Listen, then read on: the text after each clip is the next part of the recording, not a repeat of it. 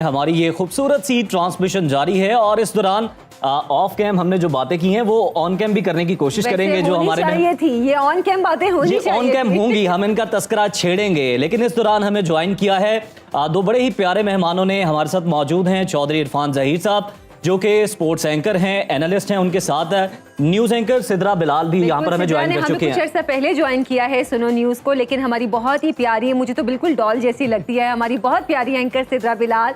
आप दोनों को ईद मुबारक, खैर मुबारक। से कुछ बात करते हैं, सिद्रा से गपशप करते हैं। सिद्रा, आपका रमजान कैसे गुजरा? पहले मैं आपसे बात करना चाहूंगी, आप ईदी अभी देंगे या फिर शो खत्म होने के बाद देंगे? सवाल कहाँ से चोरी कर लिया? ये हमारा सवाल पहले एक्चुअली मुझे लगता है कि यहाँ सबसे छोटी अभी मैं ही हूँ, तो मुझे सभी ईदी देंगे। भाई की बात हो रही है, हम उठ के चले जाए यहाँ से। इमरान भाई आपसे जान लेते हैं, जो इस तरह के लोग ईदी मांगने वाले होते हैं जिनमें चले मुझे भी शामिल कर लें, आप शामिल कर लें, इनसे डील करने का आपका अच्छा तरीका क्या है? सबसे मुझे एक लतीफ़ा याद आ रहा था। वो एक बंदा था शेख साहब टाइप, तो हालांकि शेख जेनुअनली जो बड़े वो हमारे जेनरस होते हैं लेकिन बदनाम ज़्यादा हो गए। तो शेख साहब कहते हैं अपने दोस्त, यार मेरी बीवी, पता जिस तरह आप लोग ईदियाँ मांग रहे हैं ना जी, तो मेरी बीवी की कोई मुझे समझ नहीं आती। मैं क्या कभी 40,000 देना ज़रा, कभी 1.5 लाख रुपया तो देव ज़रा, 50,000 से देना। तो कहते शेख साहब की कर दिए इन्हें पैसे? मतलब पता नहीं मैं केड़ा कभी देते ने। सिद्रा मेरा ख्याल है आपको आपका जवाब मिल गया। तो यार बेचारी मांग रही है, इसको मांगने दो यार। ठीक गल। वो जैसे इसमें है ना इमरान भाई के वो बीमार होती है बेगम, तो उससे कहते हैं जी डॉक्टर ने कहा है तुम दूसरे कंट्री में जाओ, इधर सैर करो, ये कपड़े लो। कहते इसका इलाज मिल गया, आओ चलें। कहते आप मुझे बाहर लेके जा रहे हैं? कहते नहीं डॉक्टर बदलने टाइम आ गया। माओ को ये फायदा होता है, जिनके बच्चे होते हैं माएँ पहले ईदी अपने बैग में रख लेती हैं। मैं यही करती है ना, आप नहीं करती है ना? यही करती हूँ। मतलब आपकी बहुत ज्यादा कोई ईदियाँ इकट्ठी होती हैं, वो सब मेरे पर्स में जाती हैं। बस फिर 3-4 और। आपसे तो पूछा ही नहीं इस बारे में हमने। क्या आपके बच्चों को जो मैं तो आप लोगों की बातें सुनी भी, मेरे बच्चे मुझे बिल्कुल 1 रुपया भी ईदी का बड़े हो गए होंगे ना? मेरे बच्चे बड़े तेज हो गए। जो आप अपने हस्बैंड के साथ करती है, बच्चे वो आपके साथ करें। यार आप हबीब साहब से ईदी ना मांगे, इब्रार भाई से भी हमने ईदी की बजाय गाने सुने हैं बड़े अच्छे। हबीब साहब ऑफ कैम ब्रेक में आपने देखा कि बड़ा अच्छा रैप कर रहे थे, कुछ शायरी का मिलाप करके। हबीब साहब हम उसे ईदी समझ लेंगे, अब प्लीज कोई सुना दे। हबीब साहब रैप अप करें अब। हबीब साहब के पिछले कुछ 2-3 सालों से हम टीवी पर नए नए रंग देख रहे हैं। पिछले साल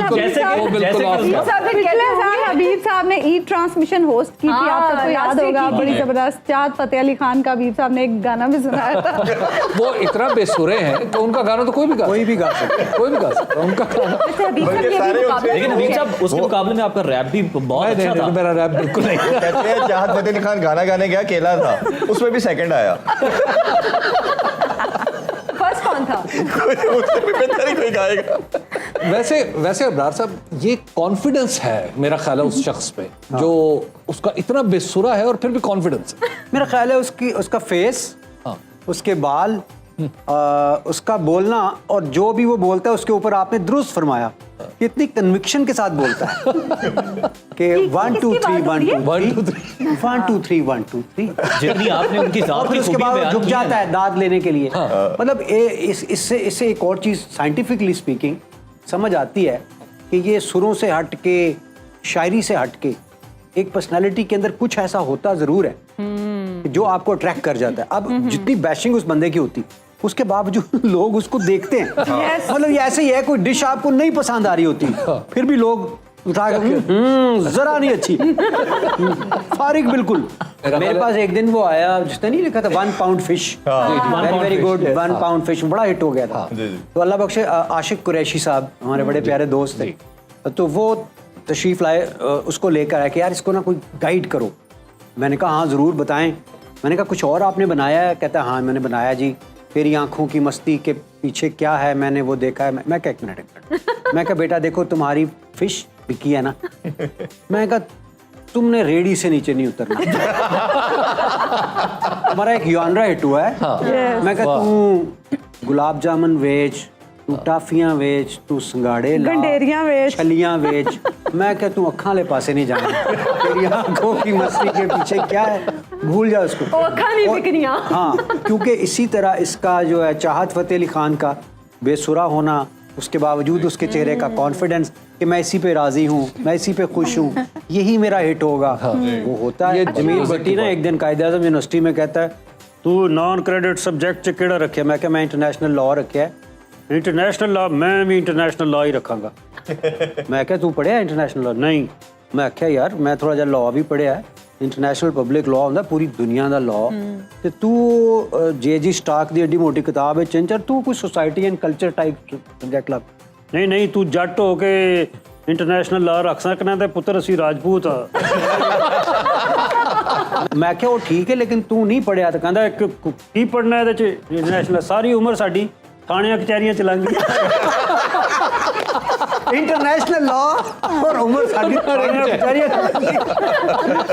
अब्रार भाई, पढ़ने की बातें हो रही हैं, आप बड़े कम लोगों को ये पता है आप पढ़ाते भी रहे हैं, वो आपका एक्सपीरियंस कैसा था और फिर वहां से अचानक आप सिंगिंग की तरफ किस तरह से आए? नहीं नाले यार दोस्तों, शागिर्द आजकल कितने अच्छा शागिर्द पूरी दुनिया में माशाल्लाह फैले हुए हैं। अच्छा, बड़ा एहतराम। ऐड करना चाहे, हमने अपनी जवानी जब स्टार्ट की, जब स्टूडेंट लाइफ में, तो इनको सुन के ही सारे मेरा ख्याल हम बड़े हुए हैं। अच्छा ये जो आपने कमजोर बंदा बोला है, जब हमने अपनी जवानी स्टार्ट की तो मैं इसकी निहायत मुजम्मत और मैं ये बड़े हो रहे थे, चलिए इसका इजहार क्या एतराज करता हूं। ठीक है, हाँ हाँ और गल कर। मुझे आज पता लगा कि जवानी स्टार्ट की जा। नहीं, जब स्टूडेंट लाइफ में थे तो इनके गाने सुन के जो हमें उसमें लग रहा है एनर्जी कि मिलनी जवानी चाहिए, से ना जो बॉलर की तरह स्टार्ट लिया था। नहीं अगेन उसमें बड़ी और ग्राउंड के बाहर चले गए। घंटे और लाइनों में जिसको लगना। बताना पड़ रहा है कि जब जवानी स्टार्ट की, मेरा मतलब स्टार्ट नहीं है, ब्रेक ला लेती। जब मैंने जवानी स्टार्ट की पहले तो वो स्टार्ट नहीं हुई। अब्रार साहब बड़ी उसकी रस्सी खींचे जनरेटर की। जैसे रिक्शा नहीं स्टार्ट करते। पूरी सारी जिस्ट्री मार चढ़ी। वो हमारे वो पहले वेस्पा मोटरसाइकिल, वेस्पा स्कूटर होता था ना, उसका क्लच दबा के किक मार दो तो स्टार्ट नहीं होता था। वो बस कुछ इसी तरह का बिल्कुल, स्टार्ट। जिसके गियर भी यूं लगते थे। भी उन्हें पुराने हो। स्टार्ट हो गई। अच्छा चलिए अब आप बताएं, वो जवाब तो हम बाद में लेंगे, आप बताएं जब जवानी शुरू होगी बजेड़ी होनी थी। और कोई चीज अब तो दस्तरदार हो गए। साढ़े लाख कोई खिदमत हो। एक बुढ़ा सा बाबा आके कहते बड़ा भाई मैं बचपन से ही आपको बहुत बड़ा फैन। लेकिन मैंने रिप्रेजेंटेशन सबकी दी, बाबों की कोई बंदे को होता है ना कि उम्मीद होती है कि एक दिन बंदा भी बाबा हो जाएगा, तो ये ना हो कि अपने ही गाने अपने सामने आए। तो वो तो आएंगे आप। ओवर एज आशकां दा अपना मुकाम है। बाबे जो बाबे ने बिल्लो दे वल तकिया, मुछां वट के ते थोड़ा थोड़ा हस्सिया ते नाले कीता खाऊं खाऊं। ओदे दिल दियां टलियां बजियां नहीं। अच्छा अच्छा ये थोड़ा सा गा के सुना दे प्लीज, क्योंकि क्योंकि रोड ते ब्रेकां लगियां नी बिल्लो तेरी टोर वेख गे, अज गड्डियां च गड्डियां वजियां नी बिल्लो तेरी टोर वेख गे, चक दे गेम चक दे गेम चक दे गेम चक दे। बहुत खूब।